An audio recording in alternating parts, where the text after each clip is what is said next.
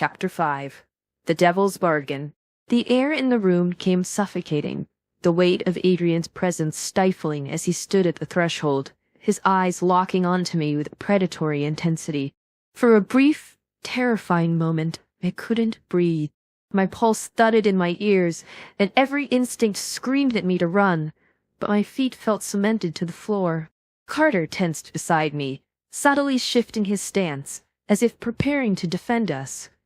But Adrian's gaze didn't flicker toward him. His attention was fixed solely on me. "Oh, my dear Juliet," he drawled, his voice laced with dark amusement. "I didn't expect you to be so adventurous." He took a step forward, letting the door close behind him with an ominous click. "Sneaking into my private office. Not very ladylike." I swallowed hard, fighting to regain control.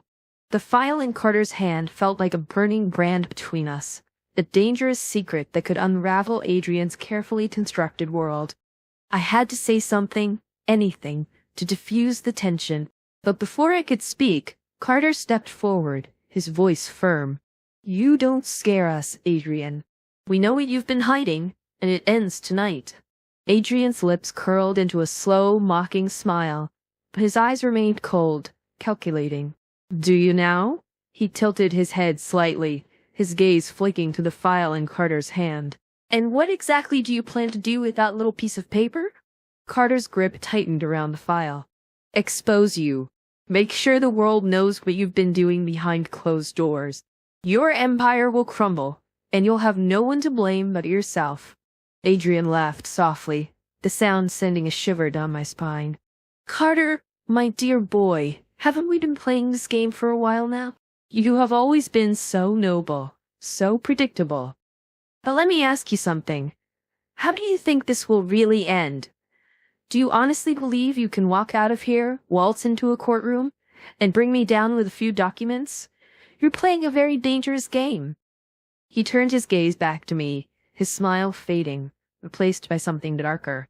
"And you, Juliet, I'm disappointed. I thought you were smarter than this."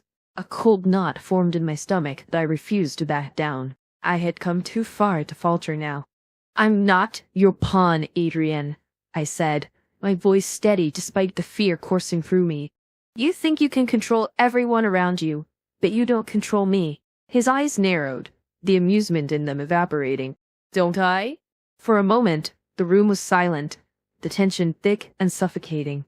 I could feel Carter's frustration building beside me, but I knew we were outmatched. Adrian wasn't just a ruthless businessman. He was a master manipulator, always 10 steps ahead. And somehow, he had known this was coming. "Here's the thing," Adrian said, his voice low and dangerous as he took another step toward me. "You have 2 choices, Juliet. You can walk out of here with Carter holding on to the illusion that you've won something. You can take those documents, throw them into the fire of public scandal, and watch it burn." He paused, his eyes gleaming with menace.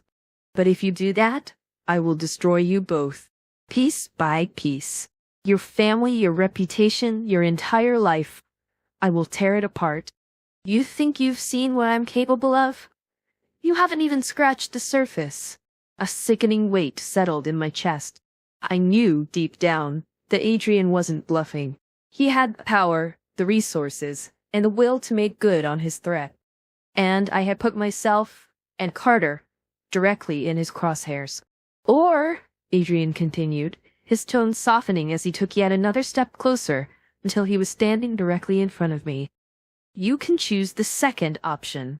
You give me the file, walk out of here, and we forget this little indiscretion ever happened." I clenched my fists at my sides, my skin crawling as his eyes roamed over me, calculating, assessing. "And what do I get in return?" I asked, my voice barely a whisper. Adrian's smile returned, slow and sinister. "Your freedom, your family's safety, and perhaps something more." His gaze flicked to Carter, and the corner of his mouth twisted. "But you'll have to make that choice without him. Don't listen to him, Juliet. He's trying to manipulate you. We can take him down."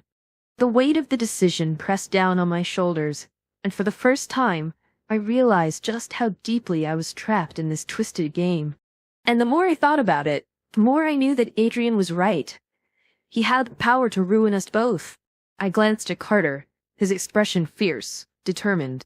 He believed we could win this fight, but I knew better. Adrian wouldn't let us walk away unscathed.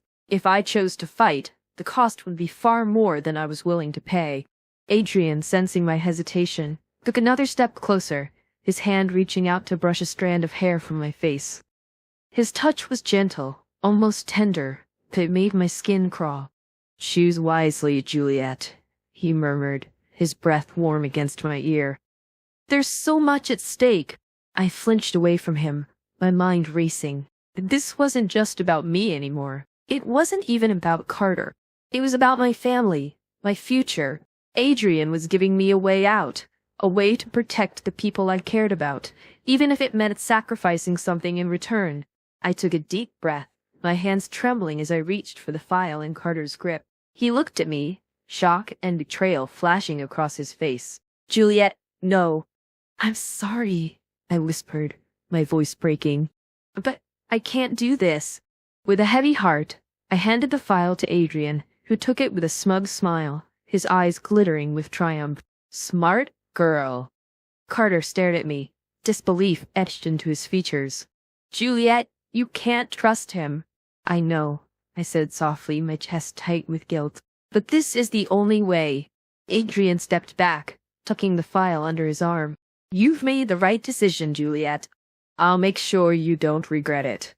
As he turned to leave the room, my heart sank. I had just made a deal with the devil. And the worst part? I wasn't sure if I'd ever be able to walk away from it.